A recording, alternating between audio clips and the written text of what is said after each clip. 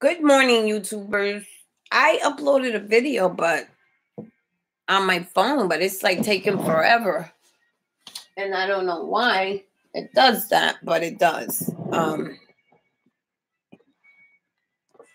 It does. I'm trying to get that light out of there. I just want to say good morning. I feel wonderful. I really do. I don't want to psych myself.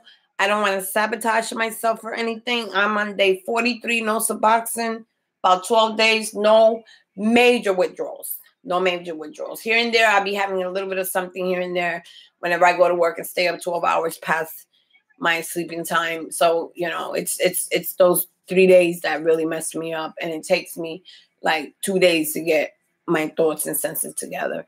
I had 2 cups of white Mangada, 7 hours apart yesterday, and it was freaking good. Because my energy level in the morning was messed up because, like I said, from Friday night into Sunday, I had no sleep until Sunday night. So you imagine I worked Friday and Saturday, and I was up for 22 hours. And even more than that, on Sunday was more hours because I didn't really get to sleep till 11 till I took my pill. But when I woke up, I still felt that I wasn't really totally, like, I ain't going to say cured, that's stupid. Still lacking sleep and energy from those 3 days really tears me up. Anyway, like I said, I woke up, I got me a bath of Epsom salt, rubbed my body after that with some muscle relaxer pain, which I'm going to do today because it helped the tension. I bought my last pack of cigarette yesterday, smoked a pack of cigarette yesterday, had my last one at 7:30 in the morning last night, 7:30 last night. And then this morning around 6:30, I had my cup of coffee, and then I started chewing my gum. Yes, it does take the craving away. So I'm going to have to take my little Walgreens little voucher and go over there and get me another box because it does work. Usually I'm successful at it for 3 months. After the first 3 days, I lay off the gum a little bit here and there when I need it. It does work. I'm having no physical withdrawals at all. And it took about 4 weeks to get through the physical part. Sometimes the mental creeps in on me sometimes. So I went back on my antidepressants for chemical imbalance. Because if I'm going to go through that, I want to be all right, because there's still other parts that need to be, you're still not done after the withdrawal. You still got psychological stuff to deal with. It's part of it, I think the psychological part is just as bad as the physical part. Because here and there I get cravings. I could feel really good and fantastic and want to feel more good and fantastic. So I'd be like, wow, I got 40-something days. If I take a Suboxone, woo, I will feel that mug. But I got to remember how long I was laying in this bed, almost 5 weeks. Couldn't go to work. Worked only 2 days out the week. I managed. And I was on the Kratom and then still didn't have the Kratom, properly dosed. So it was a bad experience for the first 2 weeks. Then the 3rd week, I started down unpacking it, getting it right. I mean, there was times I still wasn't all that great, but it wasn't as bad as the first 2 weeks. So I'm initially like 7 weeks or 8. I know on the 12th would be 60 days. The 12th of March would be 60 days that I would be off of Suboxone. And that'll be the day I go to the doctor and tell him he could, I ain't going to say shove it, but I won't be needing his services for that anymore. And I'm waiting because usually I have my Kratom about this time. I already be drinking it. And I'm waiting for the runny nose or the runs or anything like that, or a headache or something. And I'm not feeling that yet. So like I said, I thought I had a chippy of it, the Kratom, but I didn't. What I was trying to do is only take it when I have really fatigued bad days. And yesterday was one of those days that the fatigue set in. And I think I was more tired from the 3 days of not sleeping And then that fatigue hit me. I couldn't deal with that all day, and I wasn't trying to. So I did the Magnadine, took my Risperdal at 11, thinking that that was going to make me sleep all the way till at least 7, because the later I took it, the better for me. Because when I was taking it early, I was getting up at 4:31, and I still keep getting up at 4:31. I don't know why. But at least I was able to sleep very quickly after that. It didn't take me long, maybe 30 minutes to go back to sleep, and then I woke up at 6:30, 4, 5, 6. Okay, but I woke up at 6:30. I don't know what it is, why my body's going through that, but it's okay because I'm getting my sleep on. I'm getting my groove on. And I'm going to go ahead and go do my taxes. I took my Klonopin. It's not with a K, it's with a C. Klonopin, or whatever. It says generic for Klonopin. I don't know. Don't fucking care. I took that just in case if anything starts arising, or if I start getting anxiety from being like totally clean, because it does happen. And sometimes your body doesn't know how to react because it's still trying to find itself. And I'm a big believer in it. It's still trying to find itself. So I don't want to get caught out there feeling anxious or anything. So that's why I'm using the Klonopin more than I have before. But it hasn't been like a total month of me using it. I only use it when as needed. Like today I'm going out, I'm using it. Just in case. This is just in case kind of thing. You know, I plan not to use the Avioli, but it's just it's okay. I can get through the day.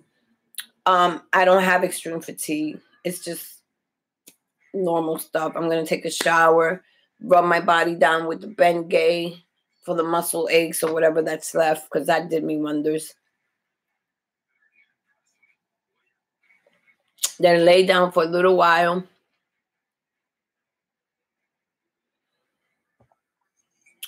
Lay down for a little while, and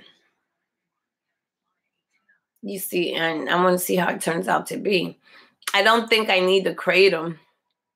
My body's not asking for it. I don't have the runny nose or the shakes or anything. Not yet, but it hasn't been 24 hours. So let's see. I did 3 days last week with no problem, and I started on a Friday.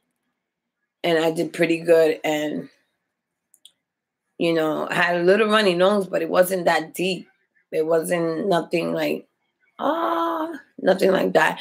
And you know what? I feel like a cigarette coming on, so I got to stick this gum in my mouth. You know, I'm trying hard because I'm spending too much money. Too much money on this. And, yeah, I'm going to go do my taxes. See what Uncle Sam got to give to me, because he don't give me, if I get 300, that's a lot. But you got to be grateful for something. And, yeah, 43 days. 43 days. And I remember, it is so bugged out because I remember day 1 and 2 and 3, and I kept looking at that calendar. I'm like, Jesus, I'm never going to get to day 20 or day 15. But you know what they say is one day at a time. I stopped looking at the calendar because it was killing me.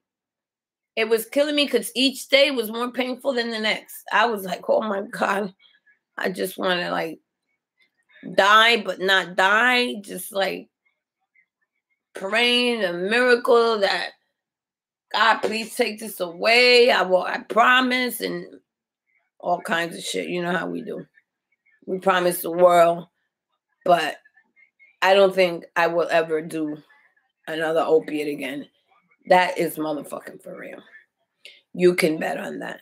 Those are the most unforgiving things. They don't let you forget who they are or what they represent.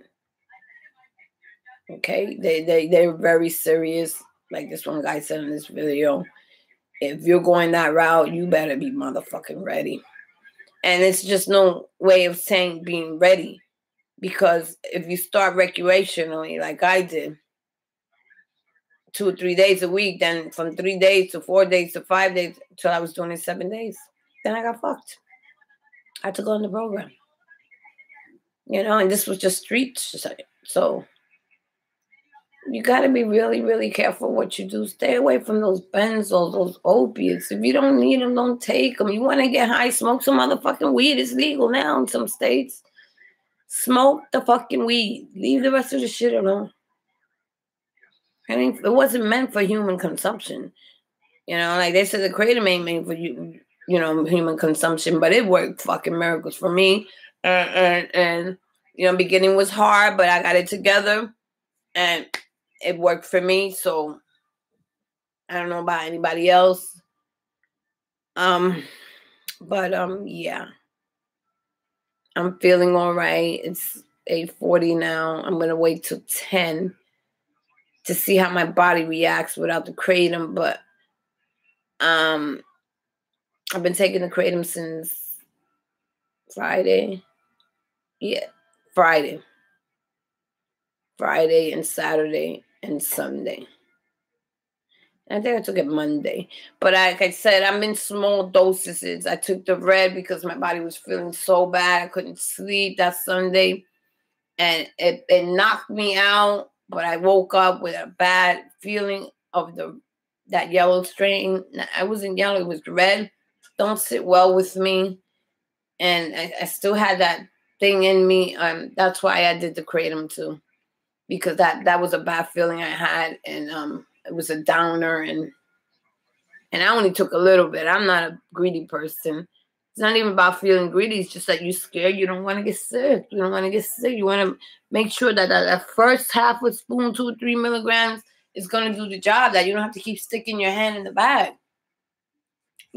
So that's where I'm at today, guys. And I will let you know later on how my day progresses. Because I at least don't want to do any more Kratom until my energy level gets low. Because I'm done with the withdrawals. I ordered another bag of the King strain of Magnet. That's just in case, because the energy level, one day it's okay and then the next day it's not. So that's what I'm going to be using it for, no other purposes. It does help with pain. It's nothing. But I mean, it helps with the pain. No doubt. So it's a secondary thing. I enjoy it. I enjoy what it does to me, but I will only be taking it in extreme cases of fatigue. And that, for me, will help me get over that hump, And if I have days, like 3 days out the week that I don't have fatigue, and then the rest of the 4 days I do, so be it until my body gets better. But it eventually get better, and so will yours, So you guys have a good morning. I'll see you later.